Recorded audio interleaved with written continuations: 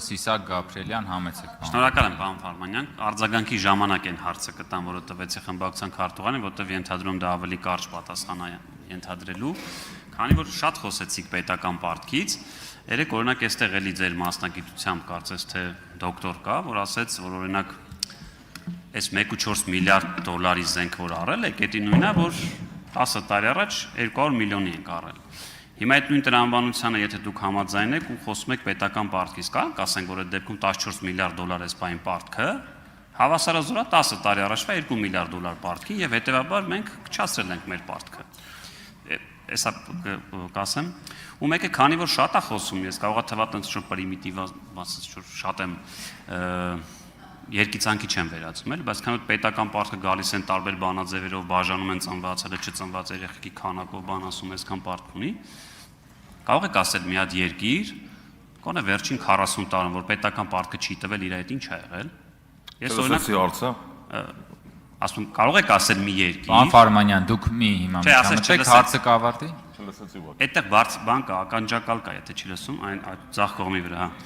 Ներքևում ականջակալ կա, կարող եք։ Ասում կարող եք ասել մի երկիր, որտեղ ցենց շատ է էլի, տենց ինչ որ սարսափ բան է ներկայացում այս պարտքը, կարող եք ասել մի երկիր, որ պետական պարտք է վերցրել, չի տվել ու ինչ ա եղել։ Ուզում եմ նաև մեր հասարակությունը էս իմանա, էլի, ասենք, չգիտեմ, այդ միջազգային բանկերը զորք են հավաքում, Էդմոն Մարուկյանը ասած գալի կառավարության շենքերն են գրավում,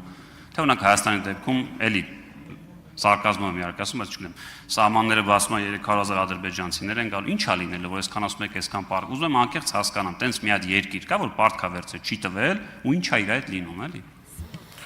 Նախ սկսեմ առաջին հարցից, եթե խոսում ենք պետական պարտքի ավելացման մասին, ճիշտ հասկացա, որ ասեցիք նախորդ տարիներին ավելի քիչ էր, հիմա ավելացել է, հա։ Զենքի։ Ուրեմն այսպես ասեմ, նախ ընդհանրապես պետական եկամուտները, երբ նայում ենք ավելի հետ գնանք 98 թվական, 99 թվական, դրանք միշտ աճի տենդենց ունեն։ Այլ բանի մասին է խոսքը։ Ես ասում եմ, մենք մեր տնտեսության մեջ ունենալու ենք պետական պարտքի կայուն կառավարելիության խնդիր։ Իսկ ինչ վերաբերում է նրան, թե ինչ է տեղի ունենալու, գուցե սնանք հայտարվի երկիրը։ Եվ դե հիմա եւ արդեն դուք ենթադրեք։ Հիմա մարդու վրա օրինակը բերենք։ Եթե մարդը գործարար է, ունի շատ պարտքեր եւ չի կարողանում սպասարկել։ Պարոն Գաբրիելյան, ինչ է տեղի ունենում այդ պարագայում, նույնը պրոյեկտ եք պետության վրա։ Արձագանք։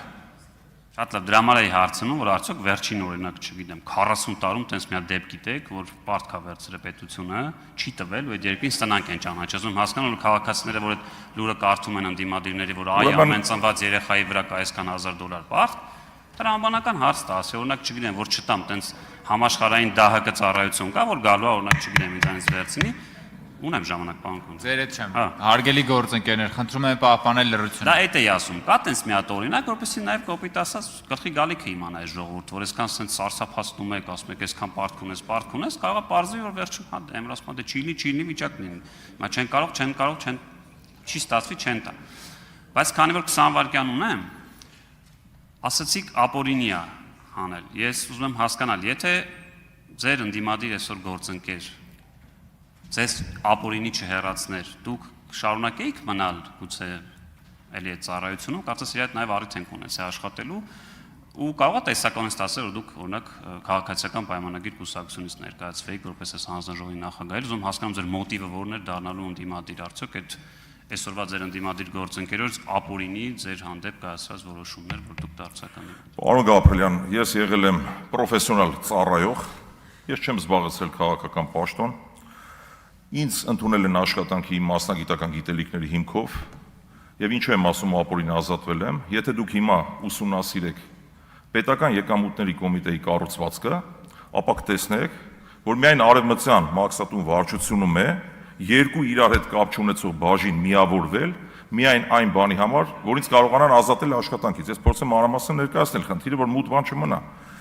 Ինչ վերաբերում է ապօրինության սկզբին, սկսեմ սկզբից։ Ինձ ուղիղ ասվել է, որ պետք է դիմում գրեմ եւ հեռանամ աշխատանքից։ Որից հետո պատճառը, որովհետեւ դու յուրային չես։ Սա եղել է ձեր իշխանության օրոք 2019 թվականին։ Մի վարքյան, ես Հարգելի գործընկերներ, խնդրում եմ մեկնաբանություններ չանել, թույլ տալ, որ տեխնացուն ինքը պատասխանի։ Հարգելի գործընկերներ, իմ խոսքերը կհաստատեն բազմաթիվ պետական եկամուտների կոմիտեի նախկին ծառայողներ։ Ես հենց այնպես խոսքեր չեմ ասում, պարոն Գաբրել։ Շարունակեմ միտքս, եթե կարելի է, թույլ տաք։ Ուրեմն ինձ ուղիղ ասվել է, ի թիվս ինձ, նաև այլ ծառայողների, որ դիմում գրենք հեռանանք։ Ուղիղ 1 տարի 2018 թվականից սկսած մինչև 19 թվականի փետրվար Ամփոփեք, պարոն Ֆարմանյան։ Ենթարկվել եմ բազմաթիվ հալածանքների։ Այնուհետև դիմել եմ դատարան եւ մինչև ներառյալ վճռաբեկ դատարանը հիմնավորել է, որ ինձ ազատել են ապօրինի, ինչ կա չհասկանում այստեղ։ Շատ